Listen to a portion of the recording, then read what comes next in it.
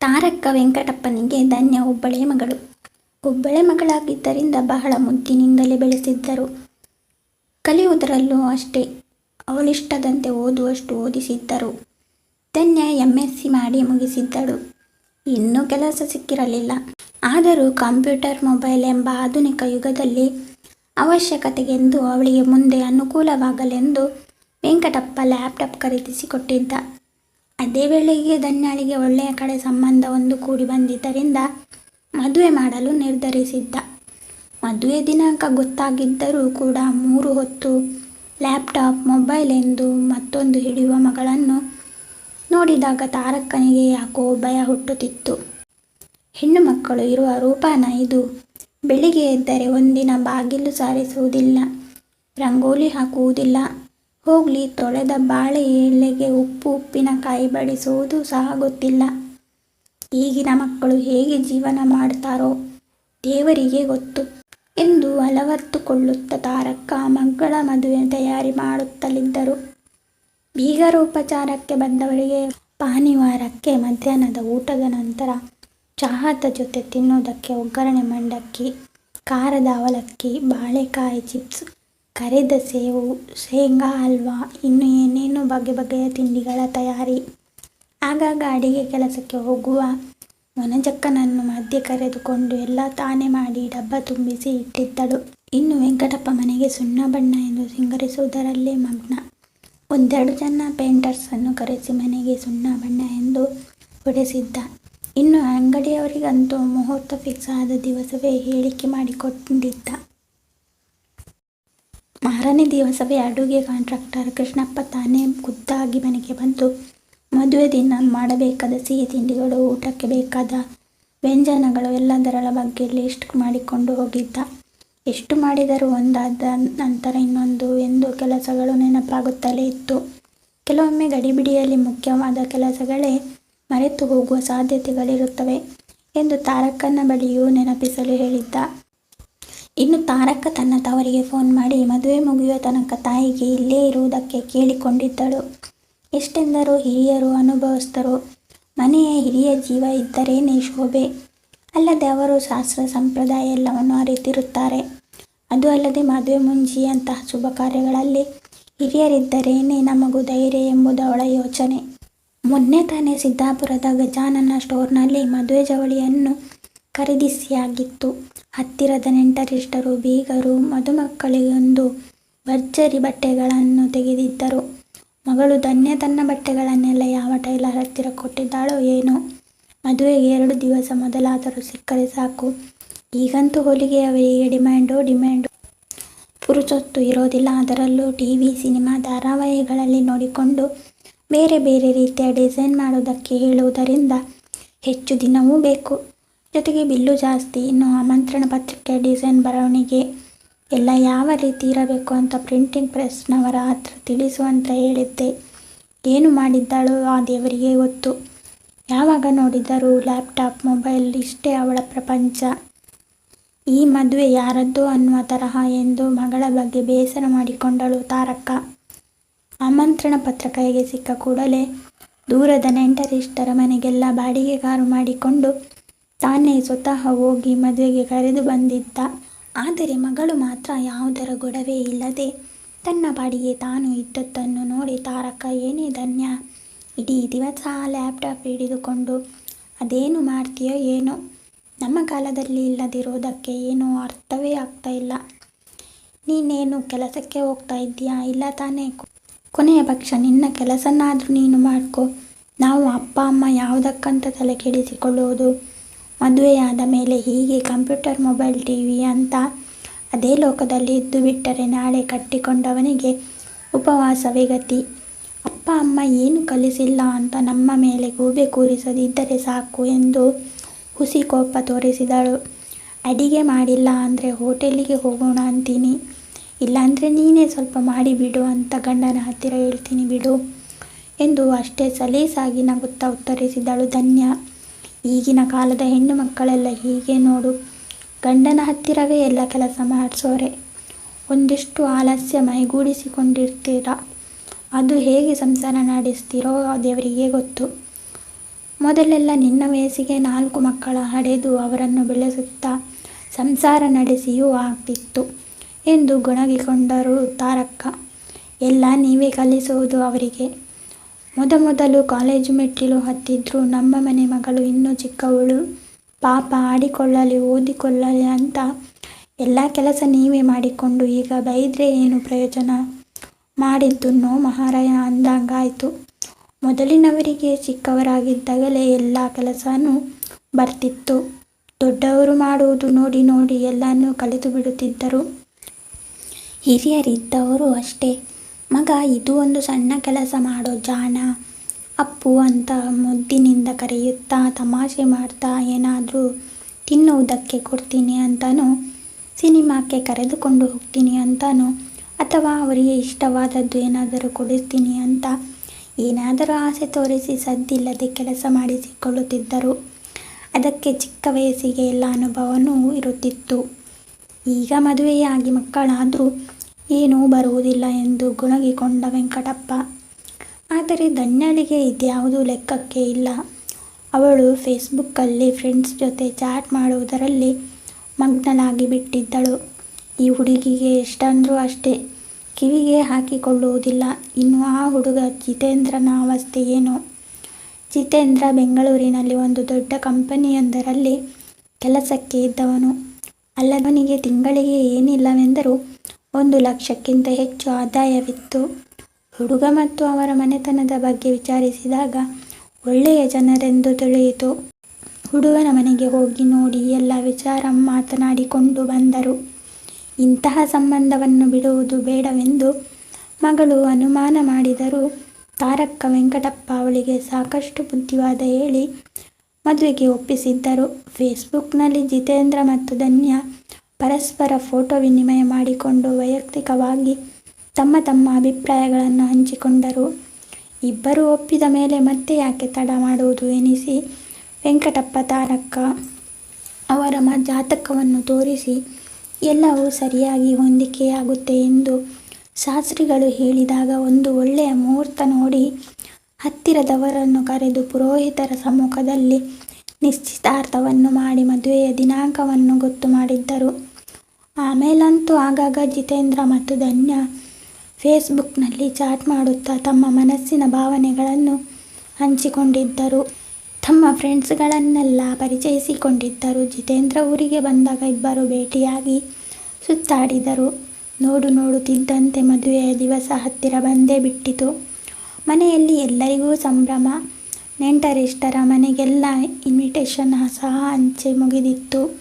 ಹೀಗಿರುವಾಗ ಮದುವೆಗೆ 8 ದಿವಸ ಮೊದಲು ಮದುಮಗ ಜಿತೇಂದ್ರನ ತಂದೆ ವೆಂಕಟಪ್ಪನವರಿಗೆ ಫೋನ್ ಮಾಡಿ, ನೋಡಿ ಹೀಗೆ ಹೇಳುತ್ತಿದ್ದೇನೆ ಎಂದು ಬೇಸರ ಮಾಡಿಕೊಳ್ಳಬೇಡಿ. ನಮಗೆ ಈ ಸಂಬಂಧವನ್ನು ಮುಂದುವರಿಸಲು ಇಷ್ಟವಿಲ್ಲ. ನಮ್ಮ ಮಗನೇ ನಿಮ್ಮ ಮಗಳನ್ನು ಮದುವೆಯಾಗಲು ನಿರಾಕರಿಸುತ್ತಿದ್ದಾನೆ. ಇದು ಅವನ ಬದುಕು ಮತ್ತು ಭವಿಷ್ಯದ ಪ್ರಶ್ನೆ. ಆದ್ದರಿಂದ ಆ ವಿಚಾರವಾಗಿ ನಾವೇನು ಮಾಡಲಾರೆವು. ಅವನ ತೀರ್ಮಾನವೇ ನಮ್ಮದು.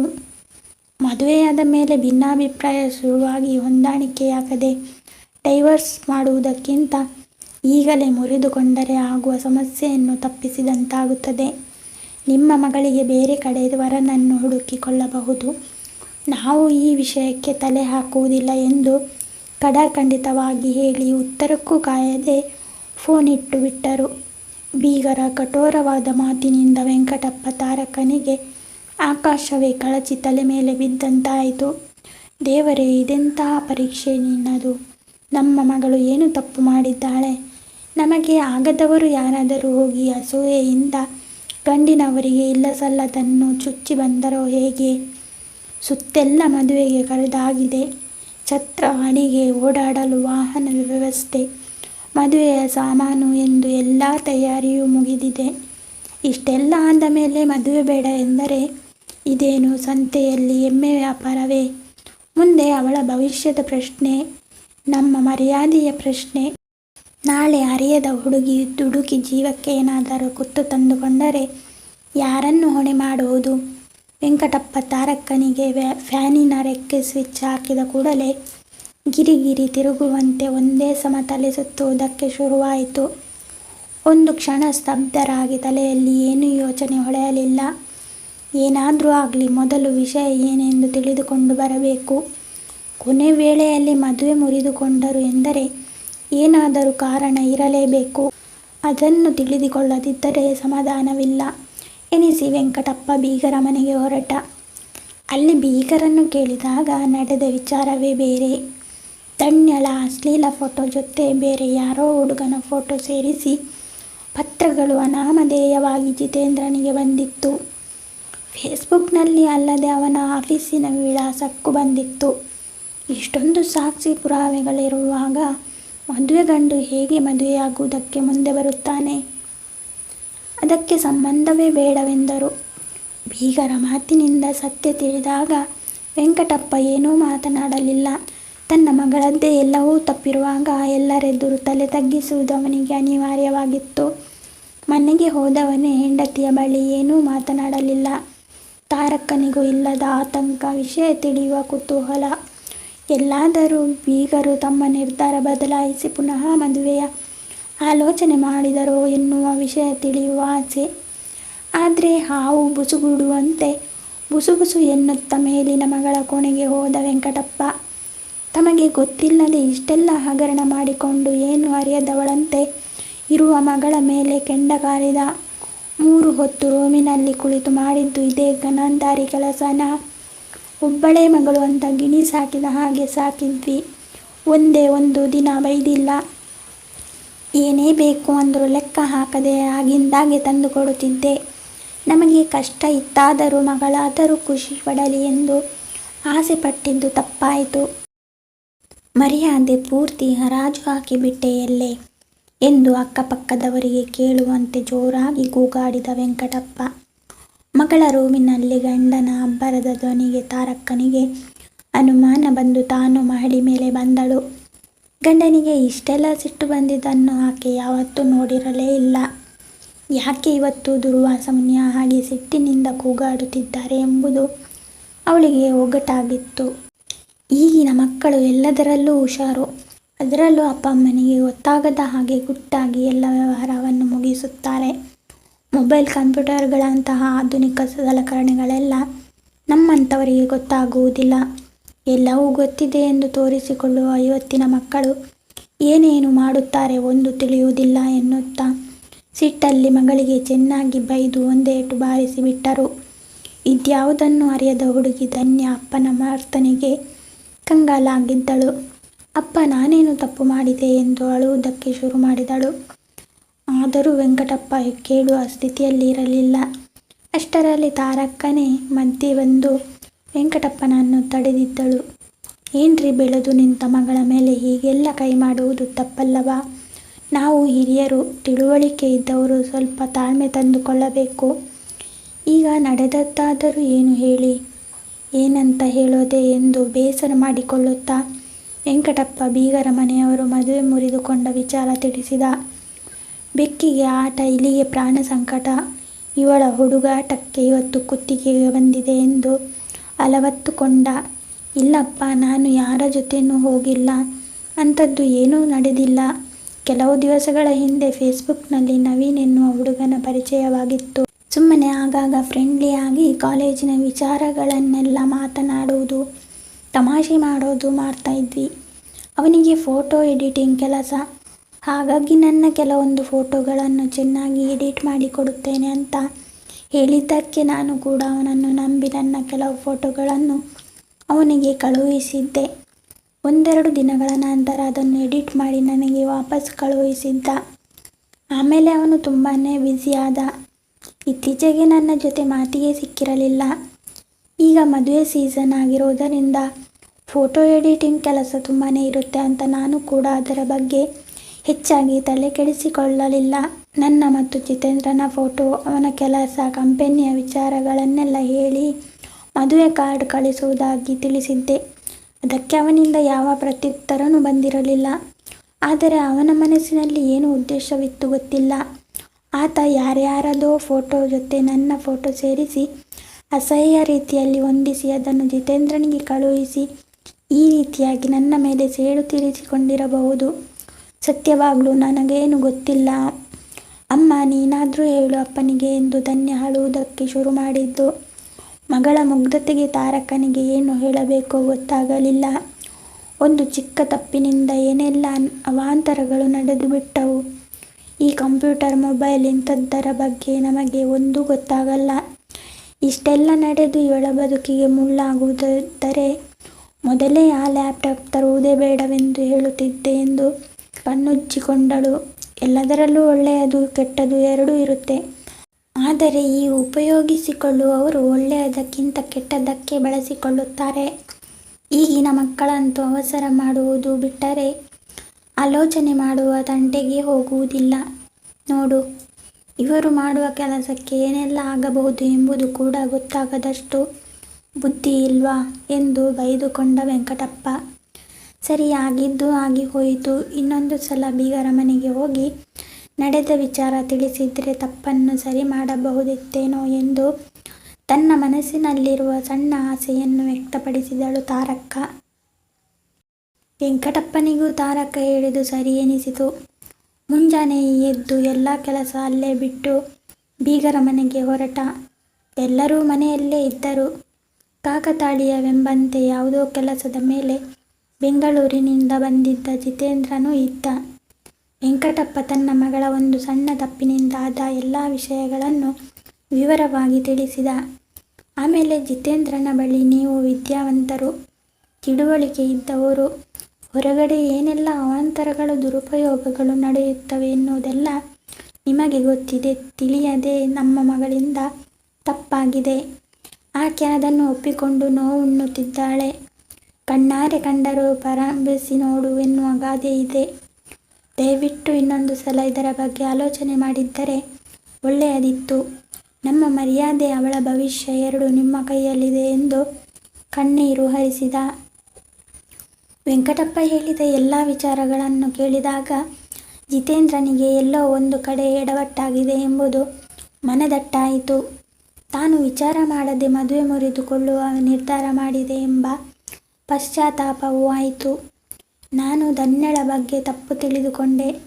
ದಯವಿಟ್ಟು ಅನ್ಯತಾ ಭಾವಿಸಬೇಡಿ. ಅದಕ್ಕೋಸ್ಕರ ಕ್ಷಮೆ ಇರಲಿ. ಆಗಿದ್ದು ಆಗಿ ಹೋಯಿತು. ಸಂಬಂಧವನ್ನು ಮುಂದುವರಿಸೋಣ. ಧನ್ಯಳಿಗೆ ನಾನೇ ಫೋನ್ ಮಾಡುತ್ತೇನೆ. ಅವಳಿಗೂ ಖುಷಿಯಾಗುತ್ತೆ ಎಂದಾಗ ವೆಂಕಟಪ್ಪನಿಗೆ ಹಾಲು ಕುಡಿದಷ್ಟು ಸಂತೋಷವಾಯಿತು. ವೆಂಕಟಪ್ಪ ಸಿಹಿ ಸುದ್ದಿ ಮನೆಗೆ ತಿಳಿಸಲು ಅವಸರದಿಂದ ಹೊರಟ. ಅವನ ಮುಖದಲ್ಲಿ ಗೆಲುವಿನ ಕಳೆ ಎದ್ದು ಕಾಣುತ್ತಿತ್ತು.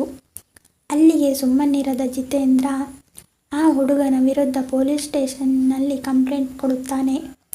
ಪೊಲೀಸ್ನವರು ಅವನನ್ನು ಹುಡುಕಿಕೊಂಡು ಚೆನ್ನಾಗಿ ಬೆಂಡೆತ್ತಿದಾಗ ತಾನು ಮಾಡಿರುವ ನೀಚ ಕೆಲಸವನ್ನು ಒಪ್ಪಿಕೊಳ್ಳುತ್ತಾನೆ. ಅದಕ್ಕಾಗಿ ಅವನಿಗೆ ಶಿಕ್ಷೆನೂ ಆಗುತ್ತೆ. ಹಾಗೆ ನಿಗದಿಯಾಗಿದ್ದ ದಿನಾಂಕದಂದು ಅದೇ ಮುಹೂರ್ತಕ್ಕೆ ಧನ್ಯ ಹಾಗೂ ಜಿತೇಂದ್ರನ ಮದುವೆ ನಡೆಯುತ್ತೆ. ಧನ್ಯವಾದಗಳು ಸ್ನೇಹಿತರೆ. ಈ ಕಥೆ ಇಷ್ಟ ಆಗಿದ್ದರೆ ಲೈಕ್ ಮಾಡಿ, ಶೇರ್ ಮಾಡಿ, ಸಬ್ಸ್ಕ್ರೈಬ್ ಮಾಡೋದನ್ನು ಮರಿಬೇಡಿ.